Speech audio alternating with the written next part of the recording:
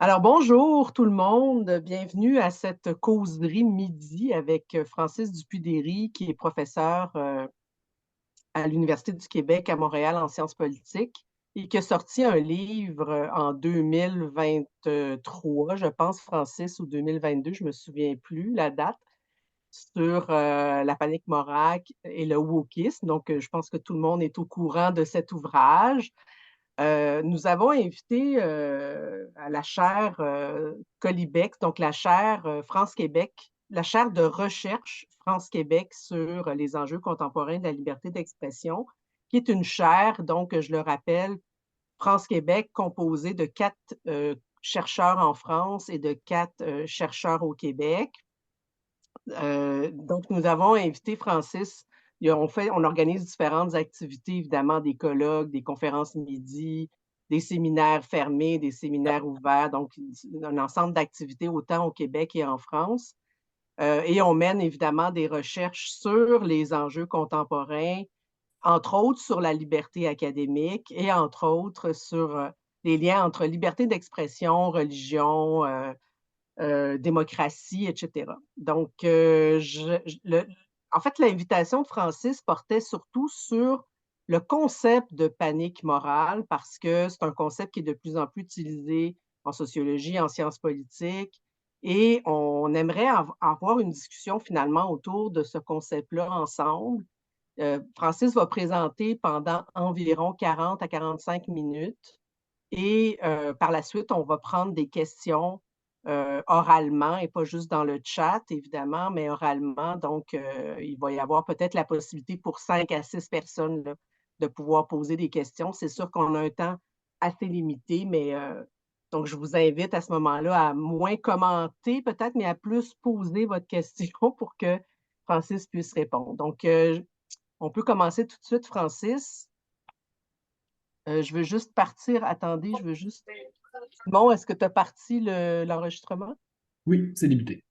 Évidemment, l'enregistrement va concerner la conférence de Francis, mais pas nécessairement les questions, parce que Francis a autorisé cet enregistrement-là, mais pas les autres personnes. Donc, on va couper à la fin de sa présentation.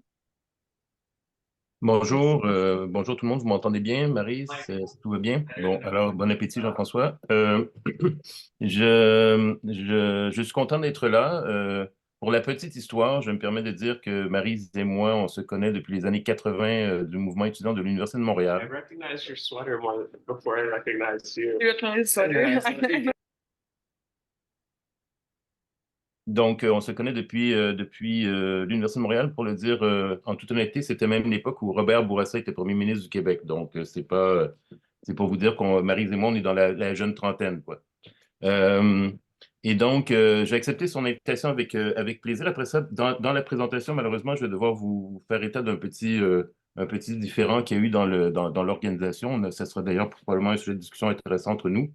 Euh, mais donc, j'ai sorti ce livre il y a 2, 3 ans. Je vais vous le présenter. Désolé pour les personnes qui l'ont déjà feuilleté. Mais depuis octobre, en fait, j'ai fait 2 autres présentations sur ce livre, sur la question de la panique morale. Et j'ai ajouté une séquence, disons, dans ma réflexion sur euh, les échos ou les effets du conflit israélo-palestinien en ce moment dans ces questions qui nous préoccupent aujourd'hui. Donc, en fait, le début de ma présentation, plus que la moitié de ma présentation va être vraiment une sorte de récapitulation du livre, finalement. Et ensuite, c'est pas qu'on va bifurquer, en fait, c'est que la manière dont les mêmes polémistes qui prétendent qu'en fait, sur les campus universitaires, il y a des sortes de féministes ou d'antiracistes totalitaires, néo-maoïstes qui imposent une censure et donc qui semblent vraiment se préoccuper très grandement de la liberté, non seulement de la liberté d'expression, mais de la liberté universitaire, hein, de la liberté sur les campus. Ces mêmes polémistes, curieusement, sont tout à fait silencieux quand des pro-palestiniens ou des voix pro-palestiniennes sur les campus sont muselées. Donc, ça nous amène, je pense, des éléments de réflexion sur l'analyse sociologique de la panique morale. Donc, trêve de prolégomène et d'introduction, je vais partager mon écran. Désolé, là, j'ai un PowerPoint. Je sais que c'est peut-être moins dynamique, mais ça me permet de présenter peut-être de façon plus systématique. Voilà. Je pense que vous le voyez. Donc, les woke comme menace à la liberté universitaire, un cas de panique morale. Donc, on avance. Donc, petite information qui peut être pertinente. Je vais revenir là-dessus un peu, mais en fait, moi, j'ai été interpellé par ces questions dans les années 90. Donc, moi, comme je viens de dire, j'étais à l'Université de Montréal en sciences politiques en 85. J'y suis rentré. J'ai fait mon bac et ma maîtrise. Et au début des années 90, avant que je parte faire mon doctorat à Vancouver, on commençait à entendre parler au Québec de la rectitude politique, political correctness.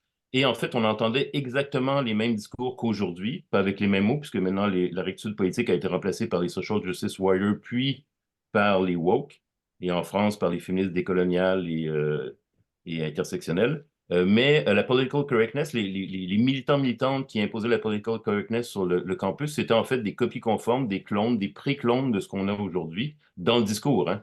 Et donc, on nous disait exactement la même chose, qu'on ne pouvait plus lire les ouvrages des Dead White Men, donc des Platon, Aristote, Shakespeare, Dostoïevski et tout, qu'on nous obligeait de lire Frantz Fanon. En France, Pascal Bruckner disait que sur les campus américains, on était obligé aussi de lire Rigoberta Menchú.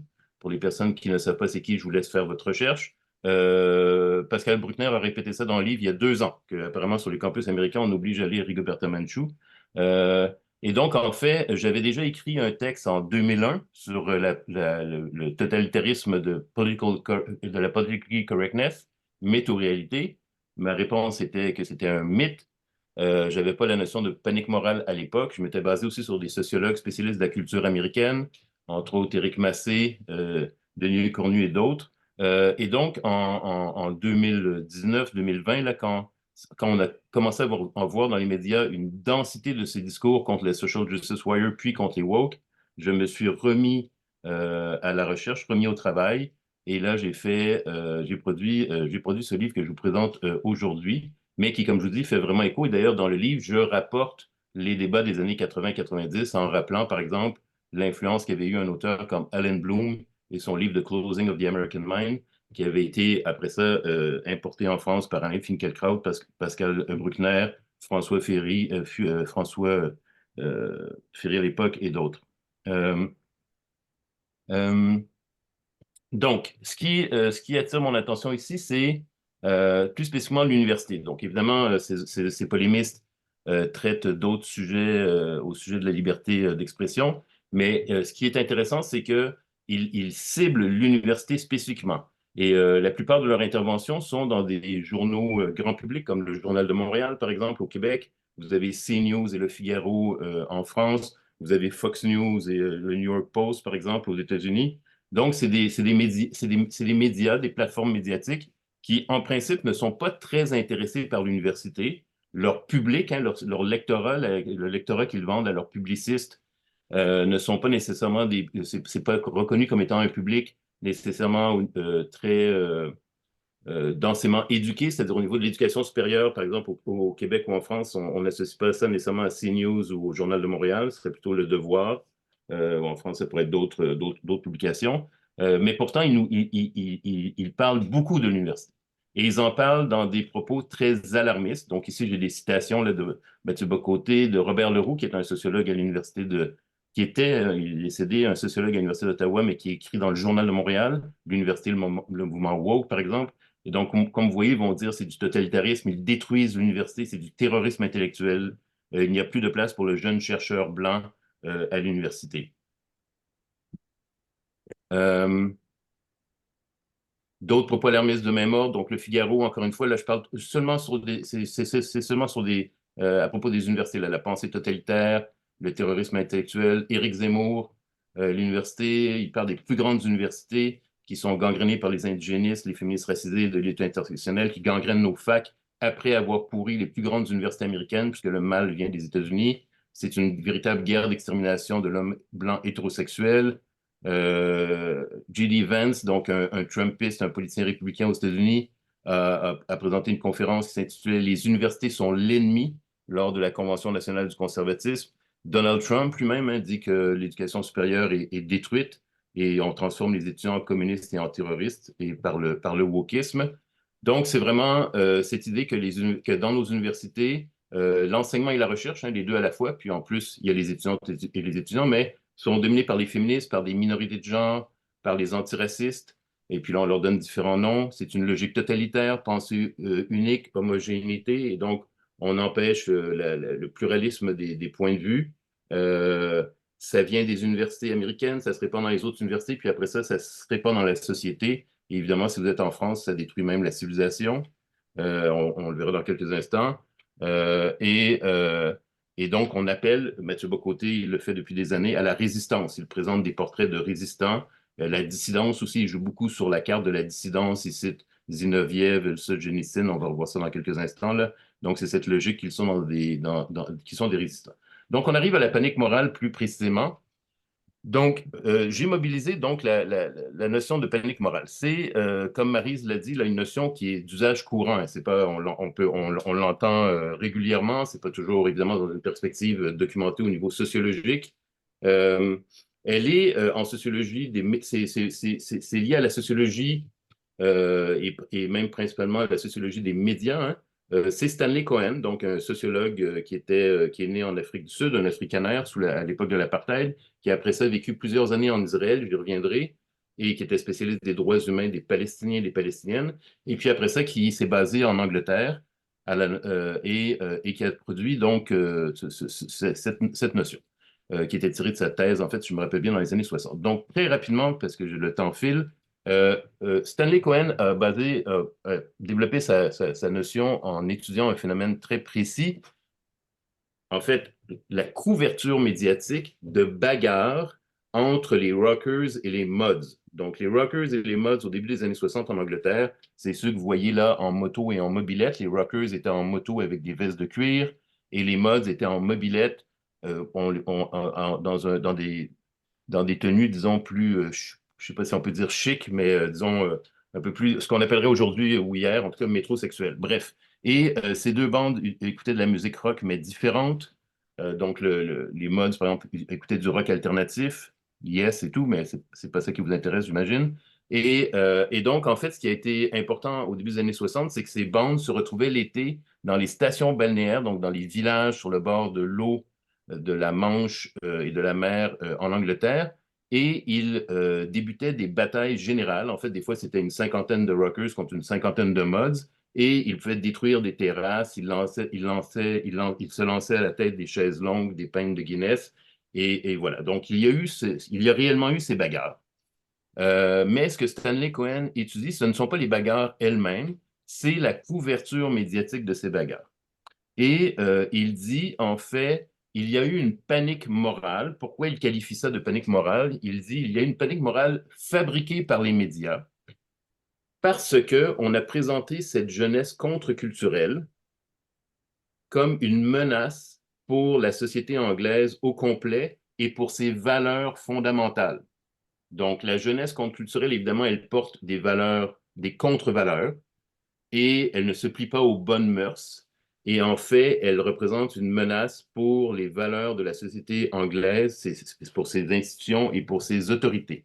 Et donc, on a construit cette image de la menace et cette panique avec une couverture qui était à la fois, ce que Stanley Cohen dit, totalement disproportionnée par rapport aux événements eux-mêmes. Donc, couverture, ça faisait les premières pages, des titres sensationnalistes et alarmistes, des éditoriaux, des chroniques, des lettres ouvertes, et on y allait à répétition, c'est-à-dire on insistait dans les médias jour après jour, semaine après semaine.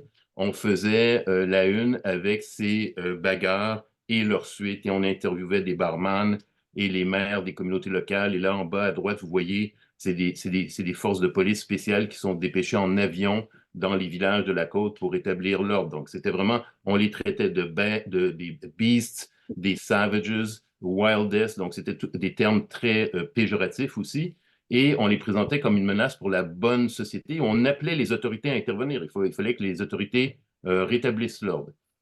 Je répète, il y a réellement eu des bagarres. il y avait réellement des rockers et des mods, mais ce que ça a créé, ça a créé une panique dans le sens où les gens ont eu peur de ces jeunes. Et donc, en fait, vous croisiez deux mods à Londres et vous étiez sûr qu'ils allaient vous trucider.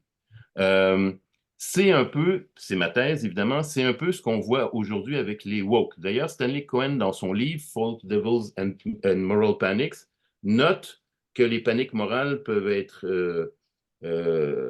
associées ou ciblées des jeunes de la contre-culture, mais aussi des jeunes étudiants et étudiantes radicaux, on est dans les années 60 là, qui peuvent être aussi considérés comme des menaces et faire l'objet d'une panique morale. Et donc, avec aujourd'hui les woke, on a un peu la même idée. Là, je cite notre premier ministre du Québec, François Legault, quand vous vous rappelez peut-être ce petit débat avec Gabriel Nadeau-Dubois, il a dit un woke, c'est quelqu'un qui veut nous faire sentir coupables de défendre la nation québécoise et de défendre ses valeurs. Donc, on est vraiment au sujet de la question des valeurs. La panique morale, c'est au sujet des valeurs. Et évidemment, la liberté d'expression, la liberté académique, plusieurs ont dit ben, c'est une valeur sacrée, c'est une valeur fondamentale et elle est menacée par les jeunes étudiants et étudiantes de la contre-culture féministe ou antiraciste, les woke, les social justice warriors. Et donc là, on appelle à l'autorité des experts, la police, des politiques. Et au Québec, ben, effectivement, on a eu une commission parlementaire sur la liberté universitaire, présidée par Alexandre Cloutier. Et puis finalement, on a eu une loi. On a une loi depuis 2000, j'ai indiqué 2023, mais je pense que c'est 2022 en fait, qui a été imposée à toutes les universités. Je vais aller un peu plus rapidement pour la suite. Donc ça, c'est vraiment avec Maryse, là, on disait on pourrait revenir et rediscuter de ça, la définition, disons, sociologique de la panique morale chez Stanley Cohen, mais pour que vous compreniez bien, donc, c'est un outil conceptuel pour analyser les médias et les discours.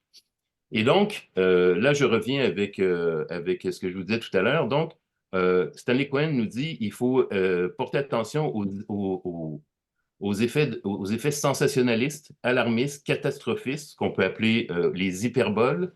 C'est ce qu'on a aujourd'hui, c'est ce qu'on avait dans les années 80 avec Alan Bloom, dont je vous ai parlé tout à l'heure.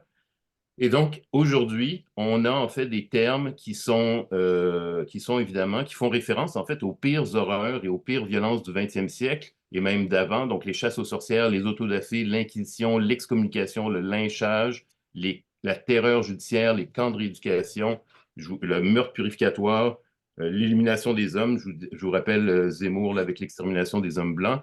Donc, on y va vraiment d'hyperbole. On parle là entre autres de ce qui se passe sur nos campus. Là. Bon, vous voyez, c'est pour ça d'ailleurs que cette webinaire, je l'ai fait de chez moi, caché dans mon sous-sol, en fait. Là, moi, les campus, c'est un lieu dangereux. Là. On fusille les gens, on les décapite, on les trucide sur les murs. Là.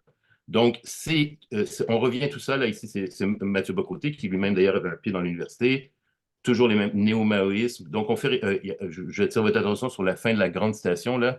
On est dans la période de une révolution qui bascule maintenant dans la terreur après 1793 en France. Donc, c'est le summum de la terreur, c'est des milliers d'exécutions.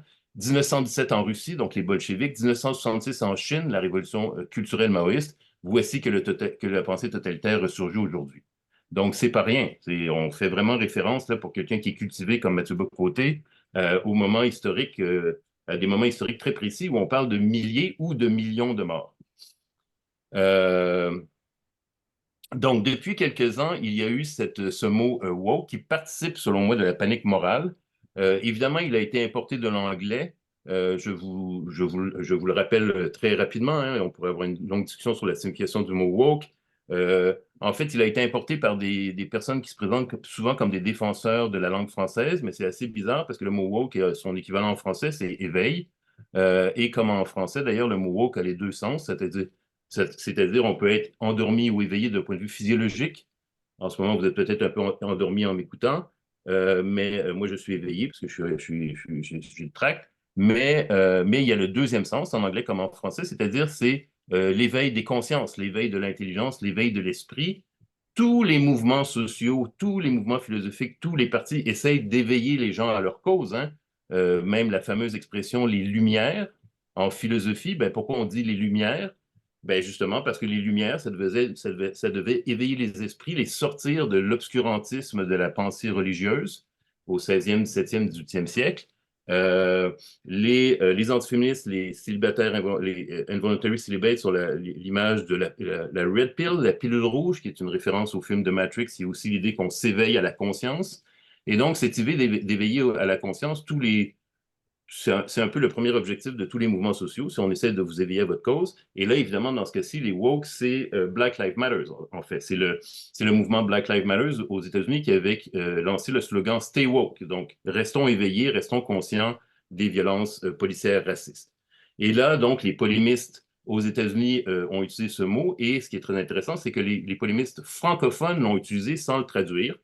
Et en fait, et c'est un mot valide, c'est un mot piégé qui inclut ou qui évoque de manière un peu pêle-mêle les féministes, les antiracistes. Ça peut être aussi les minorités de genre et sexuelles, les défenseur des trans ou les personnes trans elles-mêmes. Ça pourrait être des fois, c'est les écologistes, mais c'est associé à une maladie mentale, à une pathologie, à une menace, à un danger, à un totalitarisme. Bref, les woke ne respectent pas nos valeurs.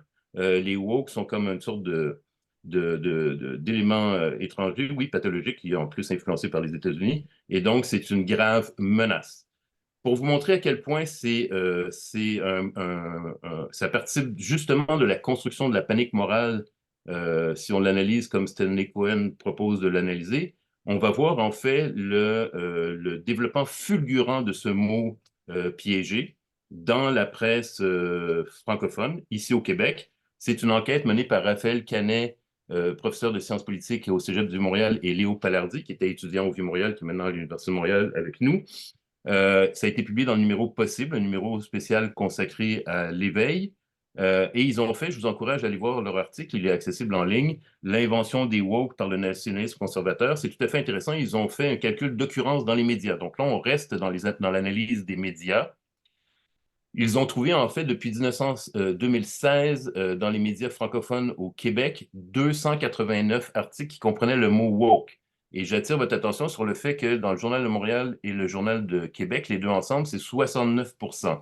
Donc, en fait, c'est vraiment une opération de Québécois. La presse, c'est 16%, Le Devoir 12%, Le Soleil 1%, L'actualité.6, etc. Bon, évidemment, l'actualité, il y a moins de publications, là, puisque ce n'est pas un quotidien.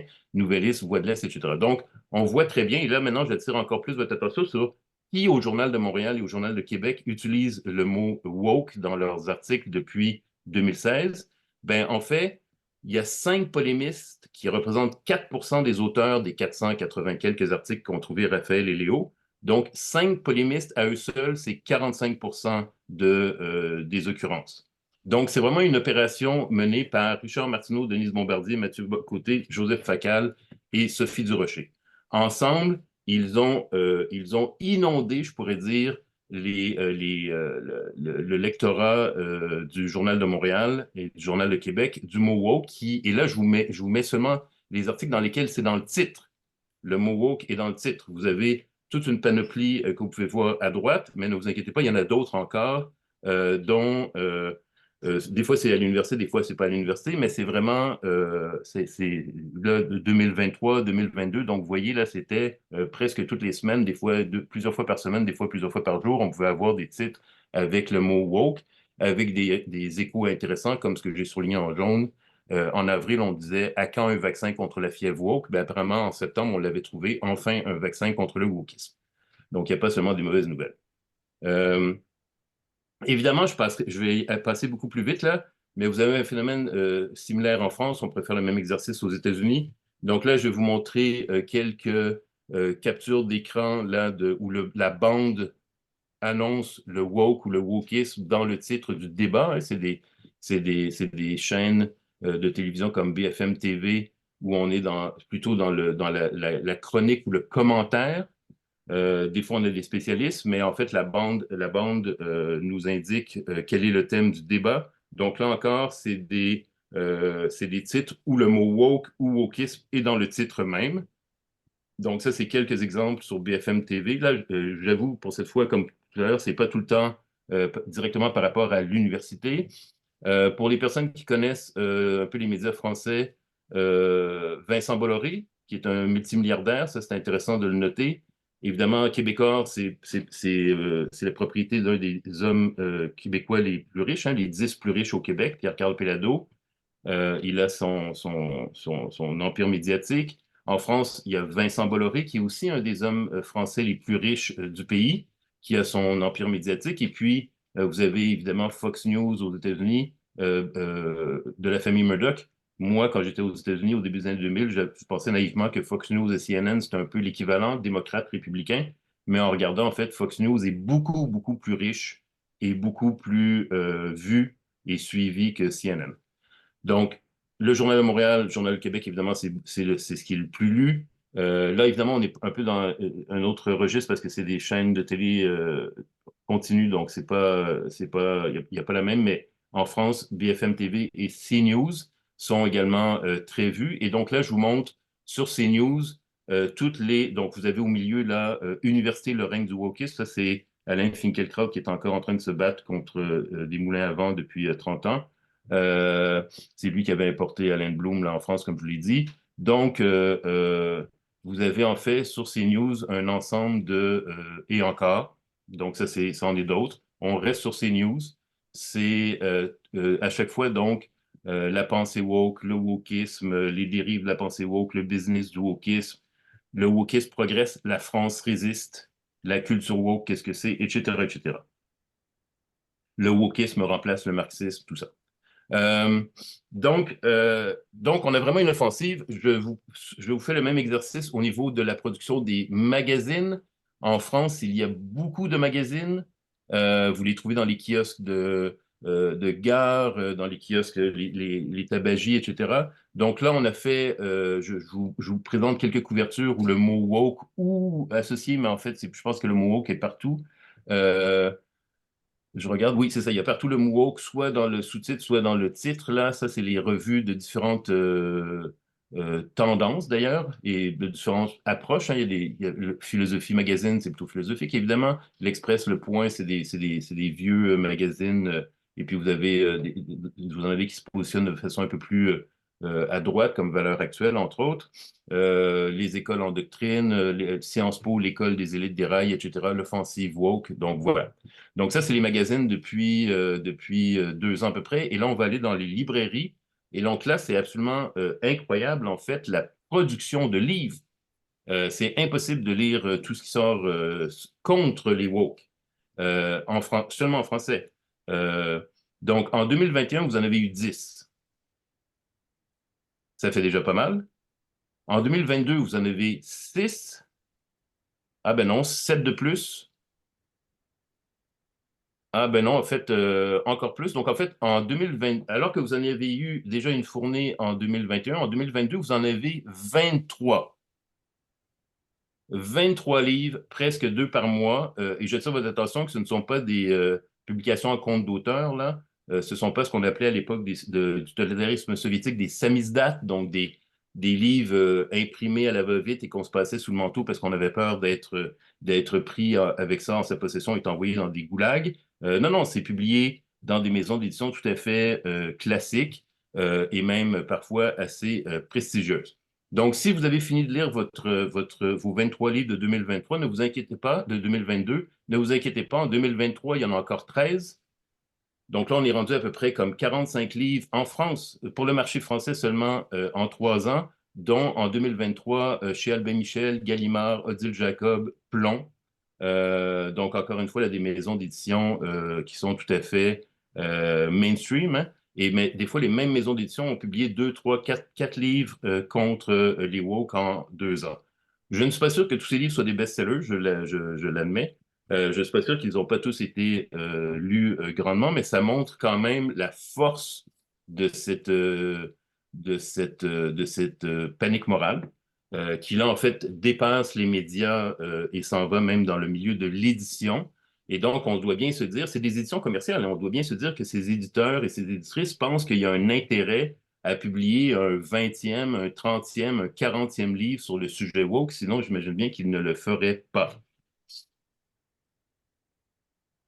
Donc, je reviens en me basant sur les extraits des sites des éditeurs et des quatrièmes de couverture pour faire un peu une comparaison de ces différents livres, voir un peu comment on les présente, disons leur argumentaire de vente des éditeurs eux-mêmes.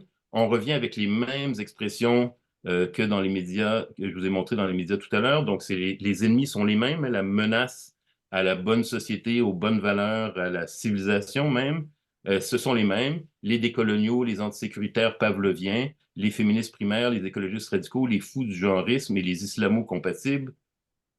Je pense que tout ça, c'est péjoratif, on pourra en discuter. Le décolonisme, l'insurrectionnalisme, la théorie critique de la race, la culture wokiste, le politiquement correct, ils ont leur martyr Saint George Floyd, ce qui, je pense, est plutôt pas très diplomatique comme expression, les woke, et j'attire votre attention à droite, là, sur les quatrièmes de couverture des livres ou sur les extraits qui sont présentés sur les sites, il y a l'université. L'université est menacée. L'université américaine, ça vient des universités américaines, l'université va s'autodétruire, etc., etc. Les Black Gender Cultural Studies sont en régression. Vous noterez d'ailleurs que les Français adorent nommer les champs d'études en anglais. Je ne sais pas pourquoi, là, mais donc c'est Black Gender Cultural Studies, là, ils adorent ça. Je pense que ça fait plus peur encore. On continue, nouvelle guerre culturelle, lynchage. Donc, c'est vraiment toujours, et j'attire votre attention à la manière des procès de Moscou, les nouveaux gardes rouges. Et donc, ça, on se rappelle, là, si on est en sciences politiques ou si on est en histoire ou si on a vécu au siècle dernier pendant la guerre froide, à quoi ça fait référence réellement? C'est quand même quelque chose de précis, là. C'est pas quelque chose d'abstrait, ça, les gardes rouges, le totalitarisme maoïste. Et là, j'ai mis en dessous, là, et je vous dis, dans le dernier livre de Mathieu Bocoté, il fait référence à répétition à Solzhenitsyn. Évidemment, George Orwell, ils adorent citer George Orwell, Zinoviev, mais en fait, ces personnes-là, ils sont vraiment allés dans des goulags, là. C'était pas une métaphore. Leur livre était vraiment interdit et il y avait vraiment des comités de soutien internationaux pour essayer de les sortir de là. Et leurs amis, leurs camarades, ils sont morts, ils se sont fait tuer. Là. Ils ont été fusillés, ils étaient pris à 4 heures du matin chez eux en plein milieu de la nuit et on partait avec eux et on ne les revoyait pas. C'était ça la réalité concrète pour des intellectuels et pas juste pour des intellectuels, pour des collègues universitaires qui étaient dissidents ou un peu dissidents. C'était ça la vraie vie et surtout la mort sous les procès de Moscou et sous le maoïsme. Là, c'était pas métaphorique, là, cette situation-là.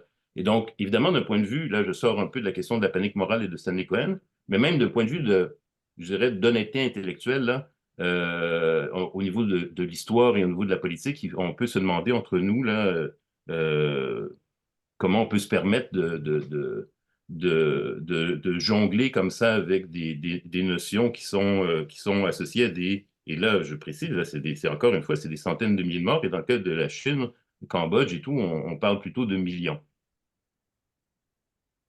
Donc, quand on est porteur ou on alimente une panique morale, évidemment, on indique aussi par la même occasion, en indiquant ce qui est menacé, on indique aussi ce qu'il faut sauver. Donc là, ce sont les fameuses valeurs, la liberté d'expression, la langue française, la démocratie, les Lumières, la Révolution copernicienne, la civilisation, les valeurs ancestrales, la civilisation judéo-chrétienne, la démocratie, la science, le progrès, l'universalisme, la laïcité, etc., etc.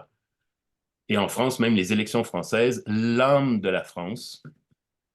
Donc, en fait, c'est compliqué en France parce que la France est laïque, mais elle a une âme. Bon, bref, ça, c'est sur le débat, là. Et c'est la France, en fait, qui est le dernier bastion là, qui résiste. Évidemment, tous ces discours-là sont vraiment souvent à huis clos et on ne sait pas, en fait, vraiment ce qui se passe. Est-ce qu'il y a des débats sur les woke en Italie ou en Belgique ou en Norvège? Ils ne nous le disent pas. En fait, je vous le dis, moi, il y en a. Mais évidemment, c'est beaucoup des discours à usage interne. Même si dans mon livre, j'ai montré comment ça circulait. Dans mon livre, j'ai étudié trois contextes, le contexte canadien, le contexte québécois, le contexte français et le contexte des États-Unis. C'est les trois pays sur lesquels portent généralement mes recherches et que je connais mieux aussi pour des raisons personnelles et pour des raisons intellectuelles. Et donc, c'est ces trois pays que j'ai étudiés dans mon livre et j'essaie de voir aussi comment il y a de la circulation au niveau des idées. Et juste, si vous avez fini de vous lire les 40 livres en français et vous lisez un peu en anglais, je vous rassure, il y a encore beaucoup de lectures. Là, ça, c'est simplement un petit échantillon des livres sortis en anglais qui ont le mot woke ou l'équivalent dans le titre ou le sous-titre. Ce n'est qu'un petit échantillon. J'attire votre attention sur les deux en bas à droite, là, Jesus ain't woke et Woke Jesus, qui sont particulièrement intéressants. Le Woke Jesus, c'est sauver l'Amérique d'un faux messie. Et là, vous avez Jésus woke avec un marteau et une faucille dans l'eau. Donc, il me reste une dizaine de minutes peut-être. Je vais terminer, comme je vous avais dit, je voulais avancer en terminant avec un peu une déconstruction de ce discours. Donc, la première chose que je veux dire, c'est que la notion de panique morale chez Stanley Cohen, elle fait référence à une panique, et la panique, elle peut être réelle, c'est-à-dire que les individus peuvent vraiment avoir un sentiment de panique. Et je vous fais une confidence, mais probablement que je ne suis pas le seul. C'est sûr qu'après quelques cas qu'il y a eu à l'Université d'Ottawa et ailleurs au Québec, à un moment donné, c'était rendu très difficile de discuter d'université avec des collègues à l'université sans évoquer ces situations-là. Et là, on se disait, est-ce qu'il faut changer nos plans de cours? Est-ce que ça va bien aller la session prochaine dans ma classe? Moi, j'enseigne ceci et cela. Donc, il y a réellement un effet de panique. Comme dans les années 60, un couple londonien pouvait croiser deux rockers en moto, ils pensaient qu'ils allaient se faire trucider ou voler leur porte-monnaie. À l'université, les professeurs pouvaient être réellement inquiets tellement qu'il y avait eu ce battage médiatique au sujet de ces affaires. Je vous rappelle pour l'affaire avec le mot en haine à l'Université d'Ottawa, mon collègue Vincent Romani a répertorié plus d'une centaine d'interventions de type opinion, donc éditoriaux, chroniques et lettres ouvertes, signées par des universitaires, sans compter les autres pas signés par des universitaires. Une centaine sur une affaire dans une université. Si vous vous rappelez, là, 2, 3 mois après, le Devoir en publiait encore, là. Alors qu'on sait très bien que ces journaux, généralement, ils publient 1, 2 ou 3 lettres ouvertes sur un sujet, puis après ça, ils disent aux gens, ben désolé, là, on a déjà couvert le sujet. Surtout qu'il n'y avait jamais aucune nouvelle information. Là, c'était toujours la même rengaine. Apparemment, là, tous nos collègues voulaient enseigner Pierre Vallière, c'était très étrange. Donc, je ne dis pas que ça ne crée pas de vraie panique, mais en réalité, quand on y va de manière un peu empirique, on réalise qu'en fait, probablement dans 99,9% des cours, tout se passe calmement, sans problème, et probablement qu'on s'y ennuie même un peu. Au Québec, on est 33 000 professeurs. Aux États-Unis, il y a aux États-Unis, c'est 1,3 à 1,5 million de professeurs. C'est beaucoup de monde, là. C'est comme si l'entièreté de la ville de Montréal était seulement peuplée de profs d'université. Ce serait une vraie catastrophe, je sais, mais c'est énorme. Et donc, en fait, quand on entend dans une année parler de 3, 4 ou 5 cas de professeurs qui ont eu des soucis, c'est sur 1,5 million, là. Donc, on est vraiment dans des chiffres infinitésimaux. Je passe sur un certain nombre de mes arguments ou de validation, de contre-validation des discours de la panique morale sur les woke parce que le temps passe, simplement pour vous dire que, évidemment, les campus universitaires, ils sont généralement des lieux plutôt conservateurs. L'université est une des plus vieilles institutions en Occident, 800 ans à peu près. Il n'y a pas d'autre institution à part l'Église catholique, là, qui est aussi vieille. C'est même plus vieux que les États eux-mêmes, que les banques, que tout ça. Et donc, évidemment, il y a régulièrement sur les campus des conflits de nature politique. Ce n'est pas quelque chose de nouveau. Donc, parler que l'université est détruite et tout ça, c'est un peu absurde.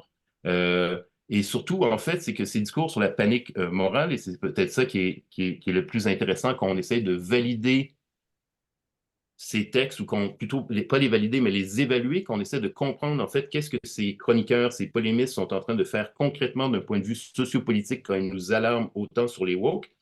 Ben, on doit aller voir un peu ce qui se passe sur le terrain et pas seulement regarder ce dont ils nous parlent, mais aussi ce dont ils ne nous parlent pas. Et en fait, un des problèmes avec leur manière de présenter la réalité sur les campus, en particulier les campus aux États-Unis, c'est que c'est toujours une réalité unidimensionnelle. Ce qui les intéresse, en fait, finalement, et c'est ma thèse pour la deuxième partie, c'est ce qui semble les intéresser, c'est la liberté académique et la liberté universitaire et sauver le savoir des universités. Mais curieusement, en fait, leurs présentations ou leurs interventions sont tellement unidimensionnelles qu'en fait, on est presque forcé d'admettre que ce qui les intéresse réellement, c'est, pour le dire un peu méchamment, casser des féministes et des antiracistes.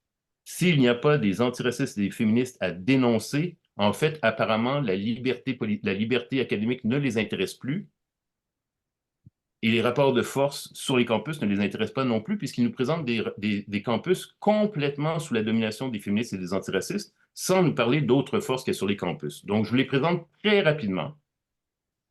Mais sur les campus aux États-Unis, pour les personnes qui connaissent les États-Unis un peu, le milieu universitaire aux États-Unis, vous savez qu'il y a des groupes étudiants féministes, des groupes étudiants LGBTQI+, des groupes étudiants écologistes, des Afro-Américains pour la Palestine, Students for Palestine, par exemple, des comités du Parti démocrate.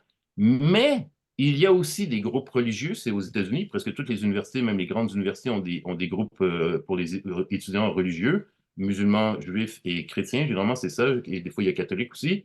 Mais vous avez aussi des centres pour hommes seulement, des comités du Parti républicain, des organisations sionistes sur les campus aux États-Unis, l'organisation Students for Trump.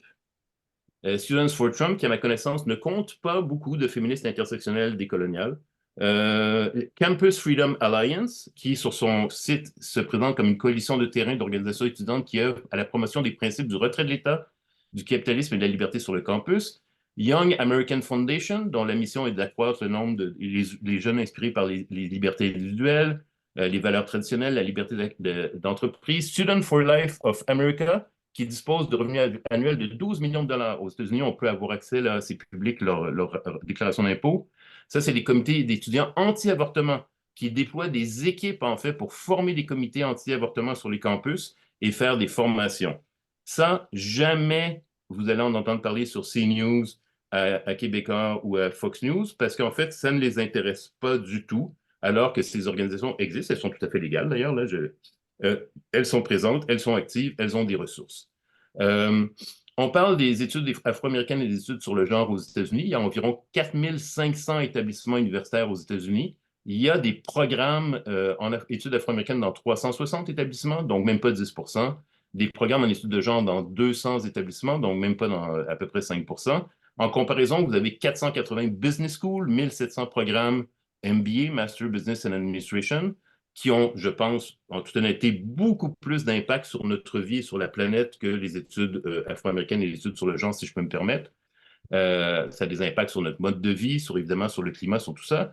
Aux États-Unis, il y a des établissements catholiques et protestants, baptistes, adventistes, dont certains uniquement pour les hommes. Il y a évidemment 67 établissements militaires d'enseignement supérieur.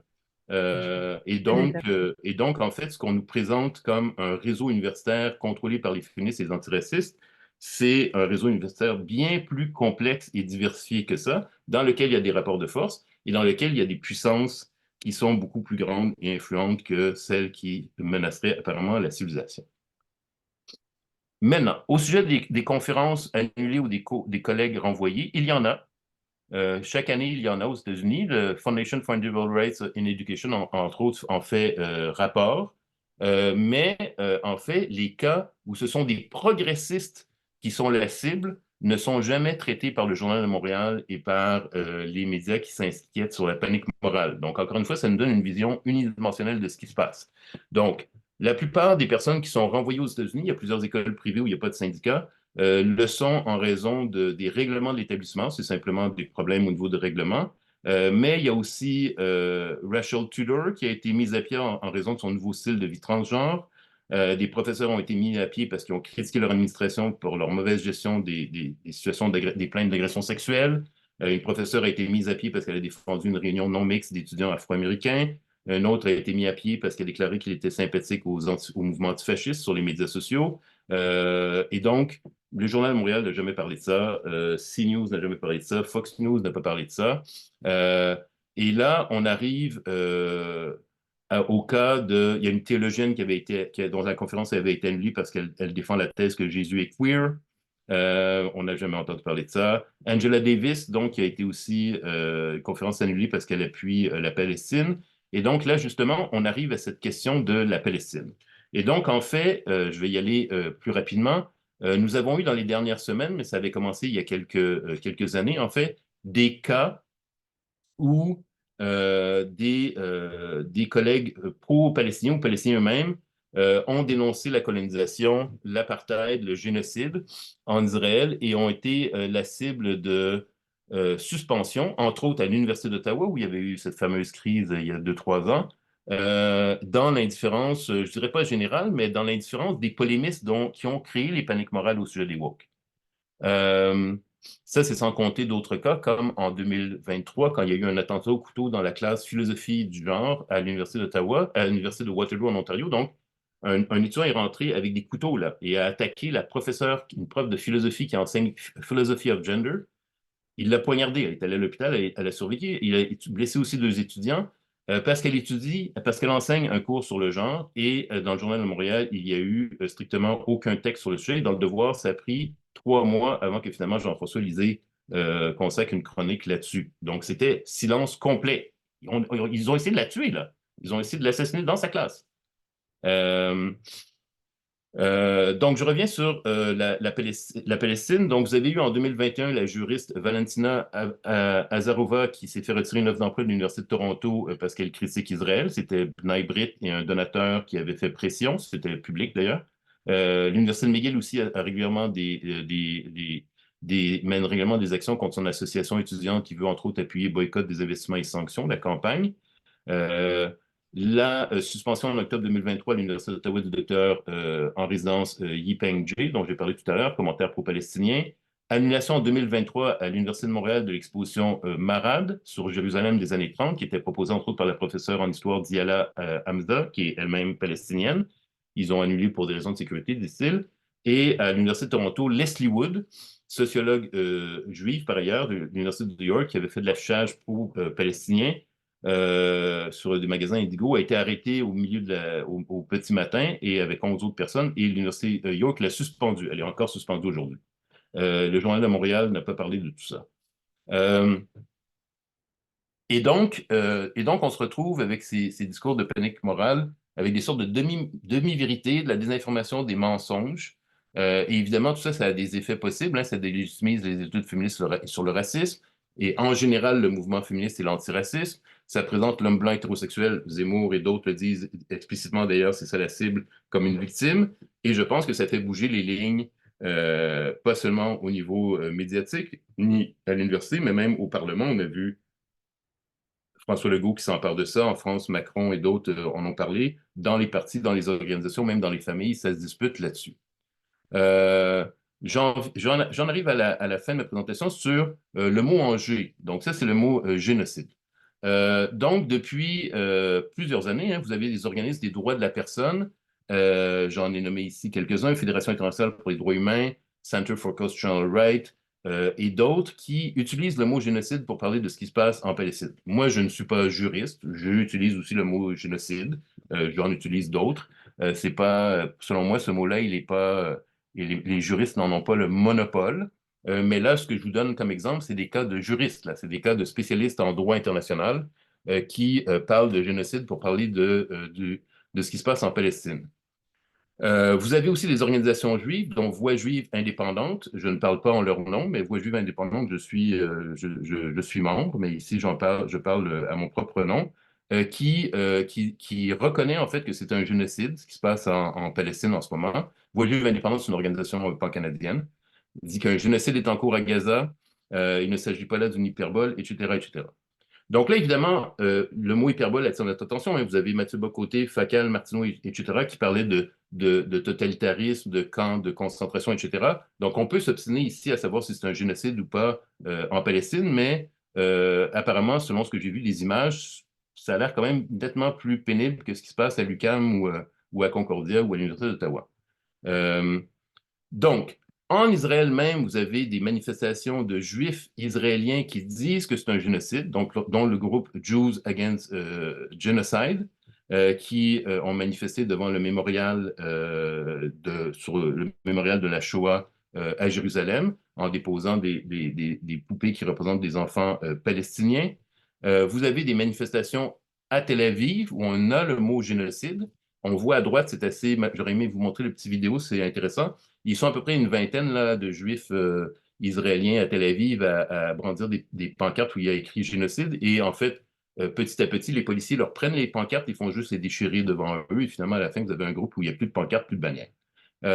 Et donc là, c'est là le petit souci avec Maryse et la chaire, c'est qu'en fait, la première affiche de publicité pour l'événement, puisque je savais que j'allais parler de la Palestine, j'avais demandé qu'on indique, qu'on mette mon titre, mais qu'on mette un sous-titre qui était en contexte de génocide en Palestine. Et puis, la semaine dernière, la chaire, après des discussions internes, m'est revenue en disant, mais finalement, on a enlevé ça.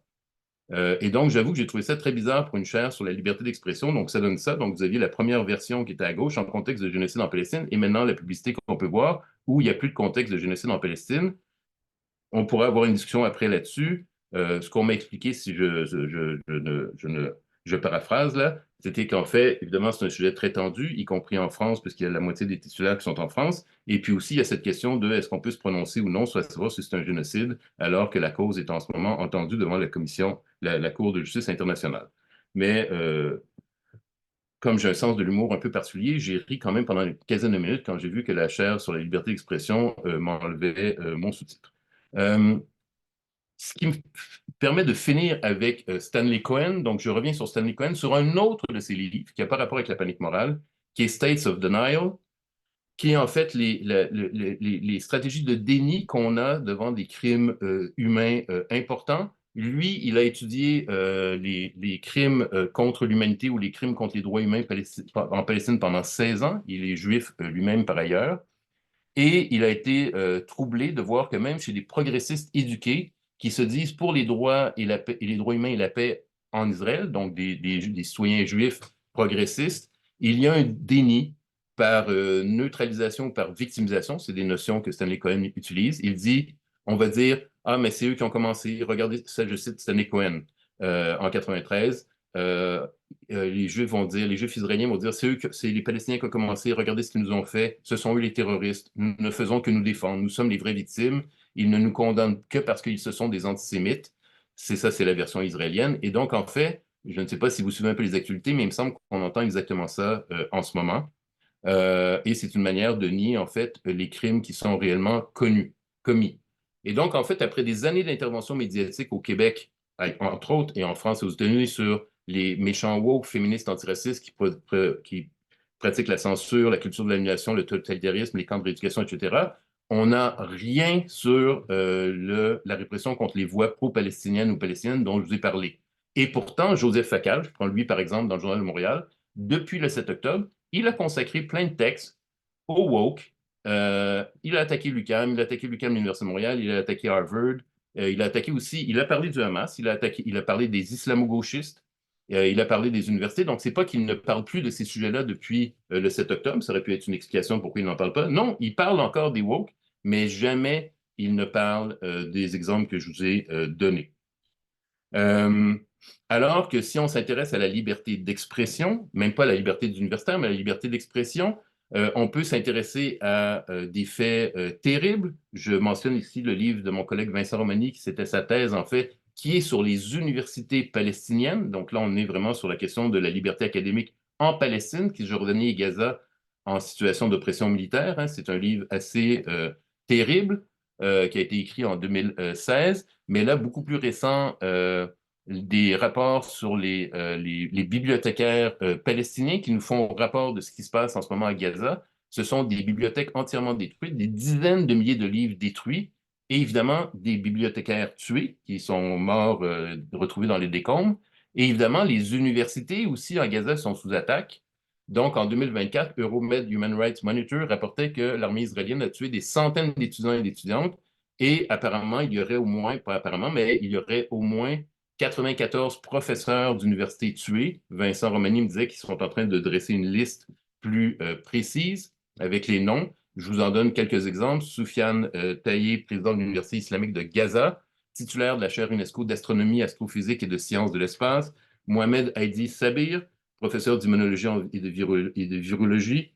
Rifat Al-Harer, professeur de littérature et poète. Professeur Al-Harer qui a été cofondateur du projet We Are Not Numbers, qui raconte justement les histoires des jeunes victimes.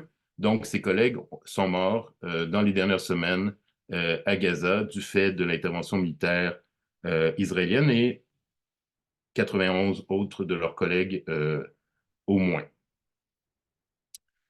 Voilà, donc j'arrête là-dessus. C'est une conclusion un peu brutale.